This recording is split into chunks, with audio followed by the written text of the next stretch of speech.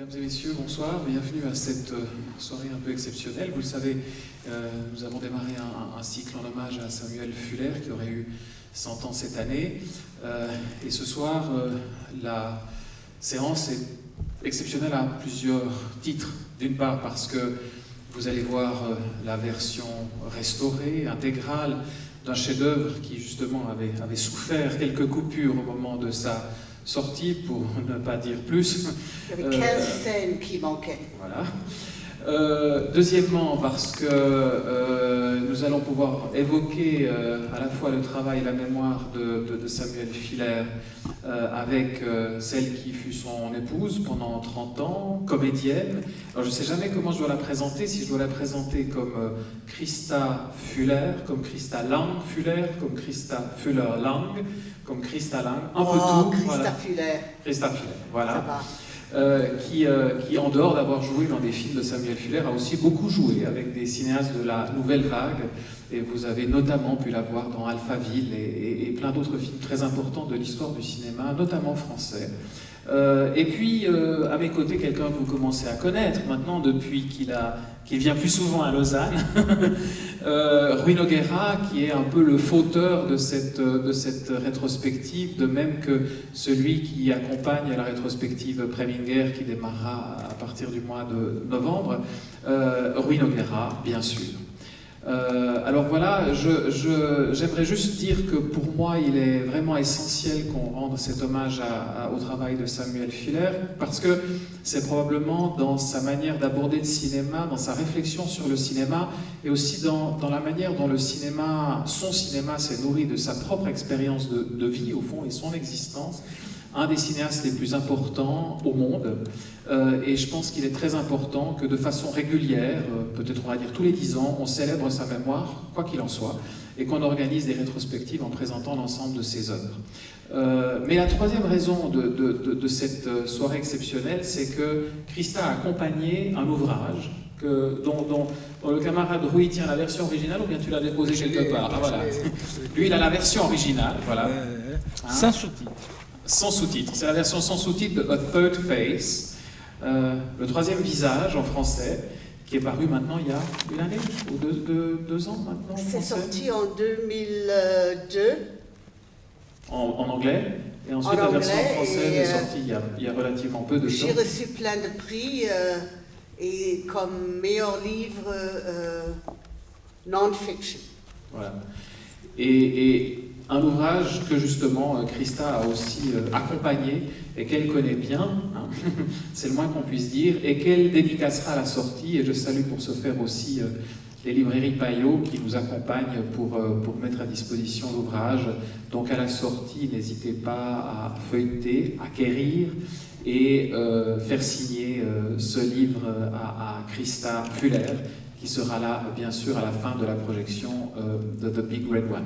Alors, je ne sais pas, est-ce que je pose déjà la question... Alors, Christa, je ne sais pas si tu voulais dire deux mots, peut-être, de ta perception de Fuller avant de passer la parole à Christa. Non, bon, alors, Christa, tout de suite. Donc, est-ce qu'on parle du film, du livre, de Sam? Qu'est-ce que vous voulez nous dire d'abord? Commençons par Sam. Une fois que je commence... Sam était un peu l'homme du siècle. Il était en avance de son temps et beaucoup de cinéastes contemporains comme Scorsese et Tarantino se sont inspirés. Tout ce qu'ils font eux, il le faisait avant eux. Et quand on est original, on en souffre. Et je suis contente qu'il a fait ce film, le Big Red One, qui sont ses mémoires personnelles. Sam, quand il a appris le dessin des nazis, il s'est fait volontaire. Il s'est battu, il a fait toutes les campagnes les plus importantes de la Deuxième Guerre mondiale, inclus Omaha Beach. Il a libéré des camps de concentration. Le Big Red One est un sobriquet pour la 16th Infantry 1st Division, qui était sa division. Et on lui a offert 2 fois de faire le film Patton, mais il détestait Patton et il a refusé de faire ce film. Mais avant le Big Red One, qu'il a quand même réalisé très tard dans sa vie, On lui a offert presque tous les films sur la Deuxième Guerre mondiale. Quand il était à la Fox, Desert Fox, les Young Lions avec Marlon Brando, Le jour le plus long. Cornelius Ryan appelait mon mari très souvent, quand il écrivait le livre Le jour le plus long, pour avoir des faits. Parce que ce film, il a vécu ça. Donc, quand on a finalement pu tourner ce film en 78, ils ont coupé 15 scènes du film, enfin, et après la mort de Sam était vraiment pas content du tout. Mais le film était quand même déjà assez prestigieux. Et à la mort de Sam, je me dis, voilà, il m'a fallu 20 ans pour qu'il restaure le film. J'ai frappé mais à toutes les portes possibles dans le monde entier pour leur dire, il faut restaurer ce film, il faut mettre les 15 scènes qui manquent. Et finalement, il y a un type de la Warner Brothers, Brian Jameson, et un critique de Time Magazine, Richard Schickel. Ils ont trouvé les scènes qui manquaient, ils ont restauré le film, et j'ai pu aller à Cannes avec le film pour une deuxième fois en 2004 ou 2005. Je me rappelle, avec la veuve de Lee Marvin, on est allés toutes les deux. Et voilà, et le film existe, et presque de la façon comme Sam l'aurait souhaité, à peu de choses près. Et je suis contente que vous allez voir ce film ce soir, parce que c'est un film qui était très cher au cœur de mon mari. Je ne veux pas dire que c'est son chef-d'œuvre, je veux qu'un artiste, c'est l'ensemble de son travail. Il y a des gens qui préfèrent Shock Corridor, il y a des gens qui adorent Fixed Bayonets ou Les Maraudeurs attaquent. Enfin, chacun a toujours son filaire favori, mais je trouve que 15 films, c'était quand même un body of work qui se tient, et qui se tient encore.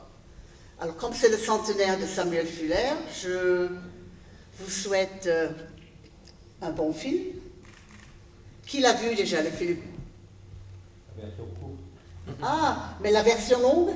Non. Courte. Ah, la version courte. Ah, vous allez voir la version longue. Puis je dois vous dire aussi, moi je suis dans la version longue, vous allez me voir une petite scène où je joue une comtesse allemande.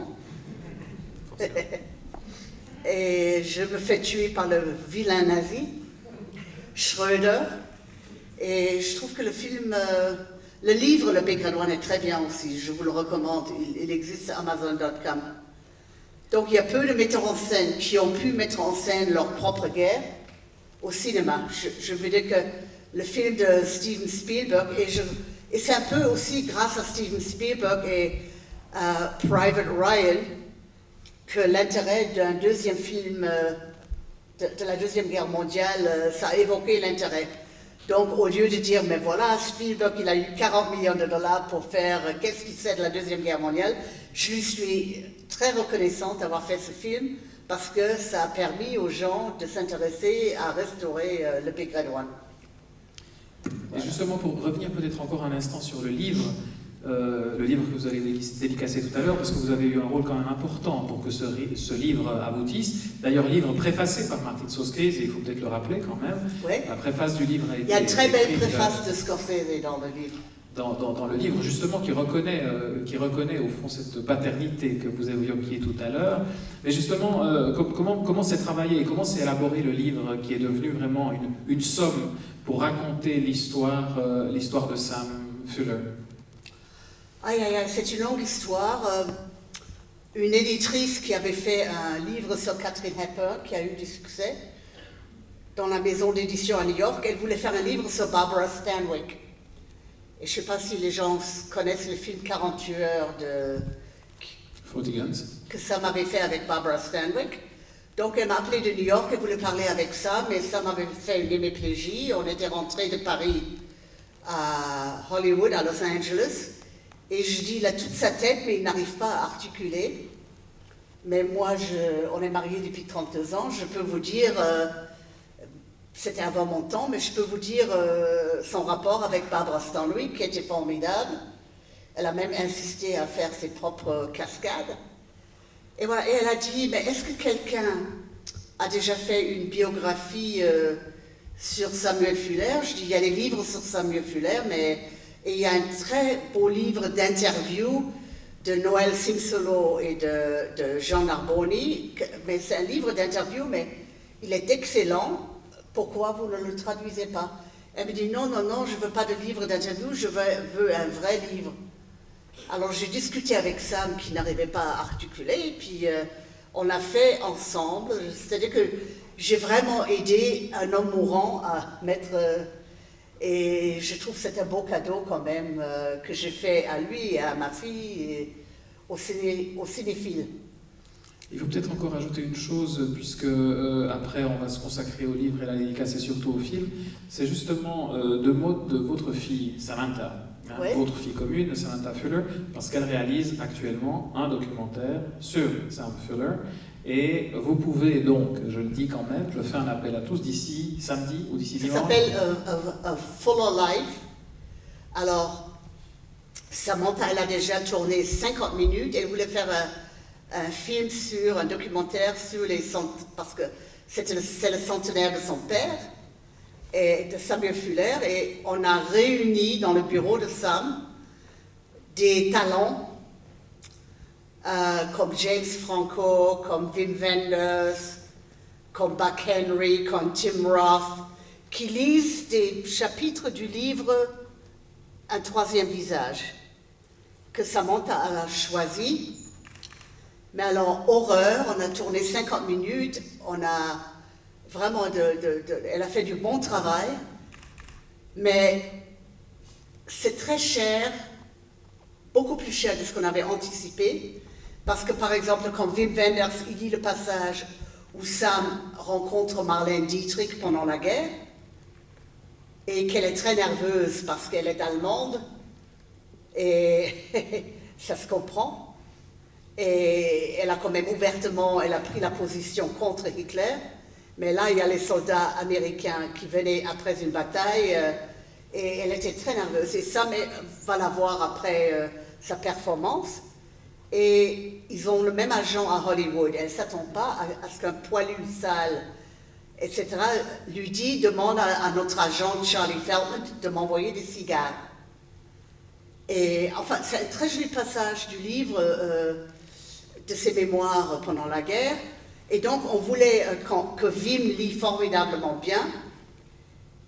Et on voulait intercat une chanson de Marlène Dietrich. Une chanson de Marlène Dietrich, le copyright est $12 000. Une minute d'image, même du propre film de Sam, qui appartient maintenant à la Warner Brothers, il demande la peau des fesses. Et donc, quelqu'un nous a dit, pourquoi vous ne faites pas un Kickstarter? Ça se fait maintenant de plus en plus. Il y a David Lynch, il y a beaucoup d'artistes célèbres, pas seulement dans le cinéma, mais des gens qui écrivent un livre d'enfant ou un livre.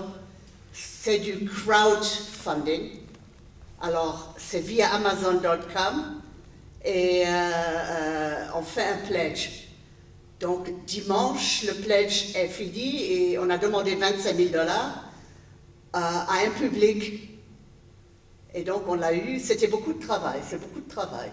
Il faut faire circuler ça dans le monde entier. On a des pledges du Brésil, de Finlande, de partout. Mais on a obtenu, parce que si vous n'obtenez pas la somme en 52 jours, vous perdez tout l'argent. Ils renvoient l'argent. Alors, les gens donnent $1, $5, 25. C'est très pour les gens qui veulent le faire. C'est une expérience. Moi, je suis encore fatiguée. Je me levais à 7h du matin. Je me couchais à 10h du soir. Mais vous pouvez regarder sur Internet. Vous pouvez regarder sur Kickstarter A Fuller Life pour avoir une idée de ce que ça va être. Je crois que ça va être un très joli film.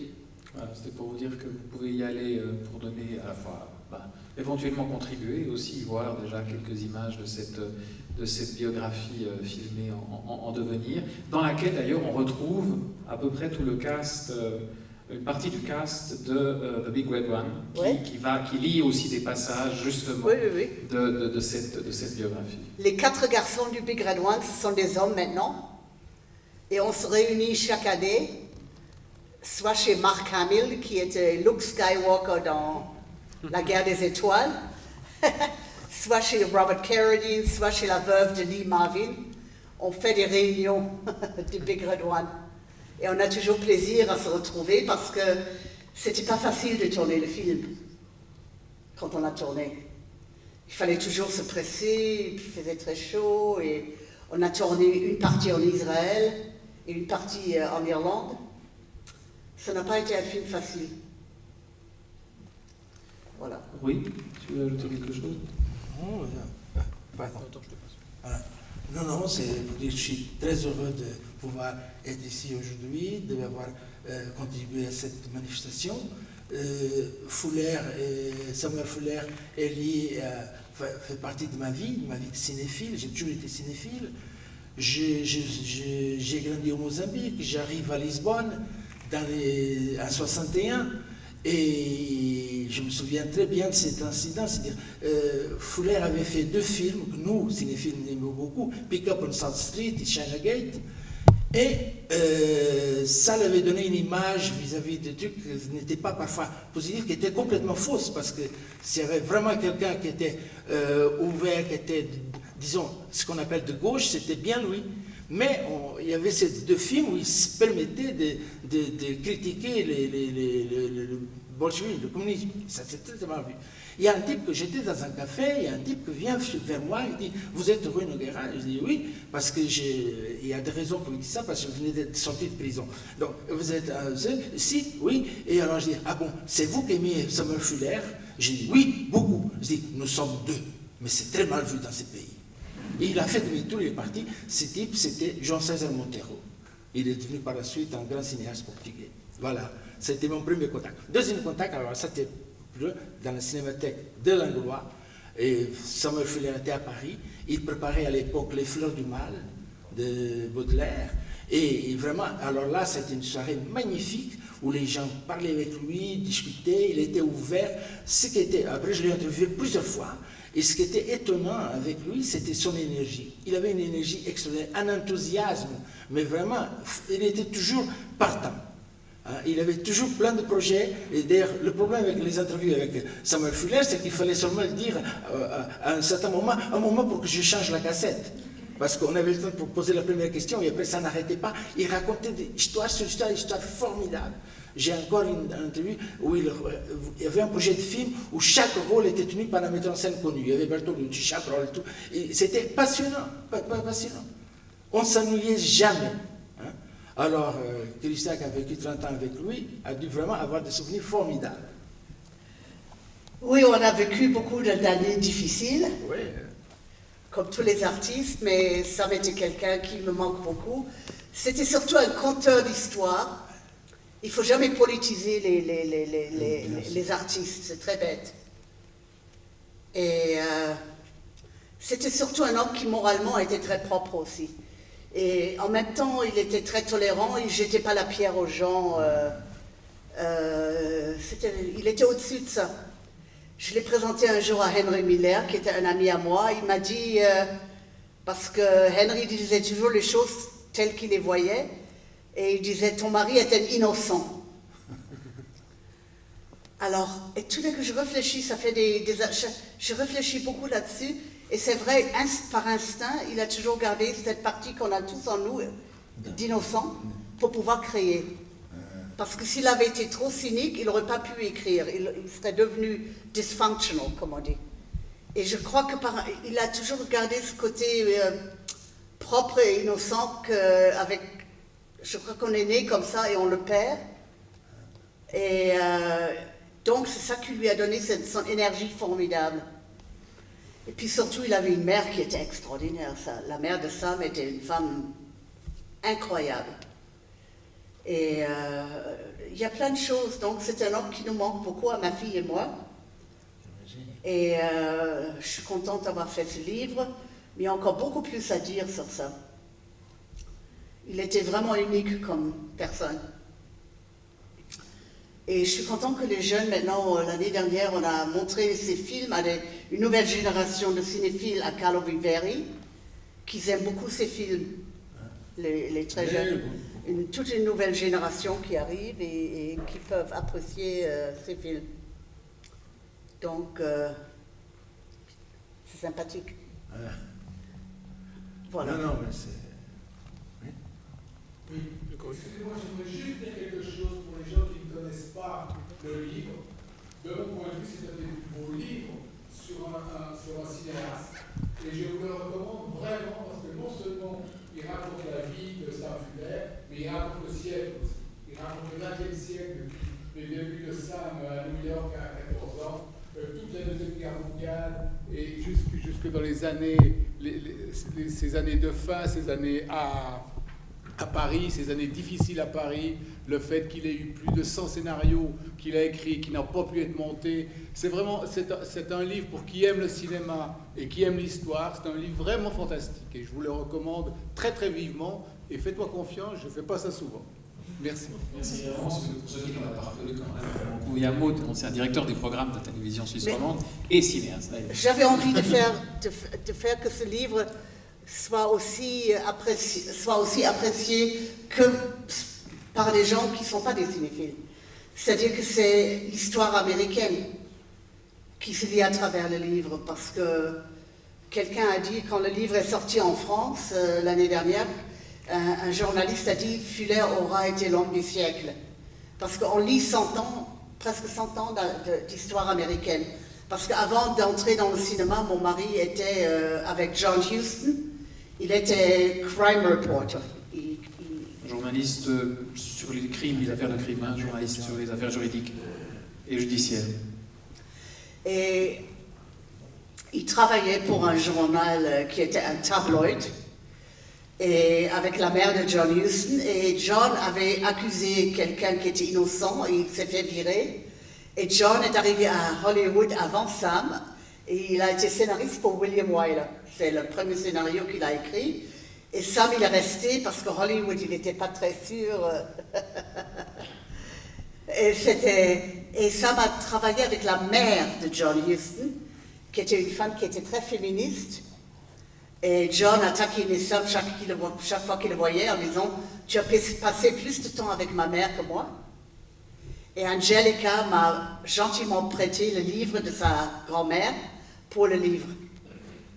Ça a été très sympathique de sa part. Elle a sorti d'un cadre et elle me l'a prêté pour illustrer le livre. Donc Sam, avant d'entrer à Hollywood, Sam était scénariste pour Douglas Sirk, entre autres. Pour Preminger, il a travaillé avec Otto Preminger. Ah, il était... Ah oui, oui. Il s'entendait bien avec Otto. Otto l'aimait beaucoup. Hein. Oui. Ouais. Et donc, Sam était scénariste, et puis il a fait son premier film en 1949. Et le grand metteur en scène allemand, avec un nom français, Dupont.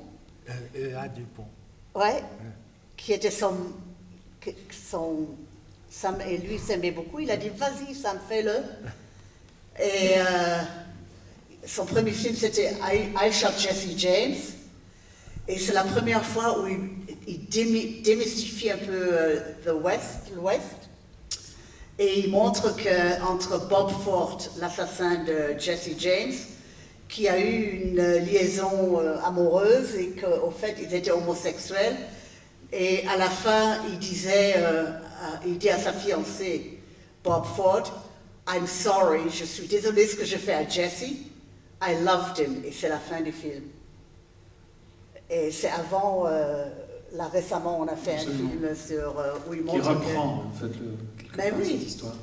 En effet, je crois que ce qu'on peut dire sur Sam Fuller, c'est aussi que non seulement dans le livre, il évoque bien le siècle, mais c'est aussi un cinéaste du siècle, parce que l'ensemble de ses films, même s'ils ont souvent touché des genres du cinéma connus et reconnus, notamment à Hollywood, que ce soit le western, le film de guerre, le thriller, tous ces films vont bien au-delà que simplement le film de genre, puisque ce sont tous des témoignages de cette Amérique. Parce que, au fond, à travers le genre, il a toujours relu cette Amérique qui était la sienne. Et c'est vrai qu'en revoyant tous ces films, et je pense que de ce point de vue-là, c'est pour ça qu'on voulait aussi que ce soit The Big Red One ce soir, parce que c'est peut-être le plus proche de lui en termes autobiographiques. Voilà. C'est aussi un monument, c'est la version restaurée. Mais c'est vrai que tous ces films, dans leur ensemble, sont des récits d'Amérique, proches à la fois de lui et surtout de sa lecture de ce pays.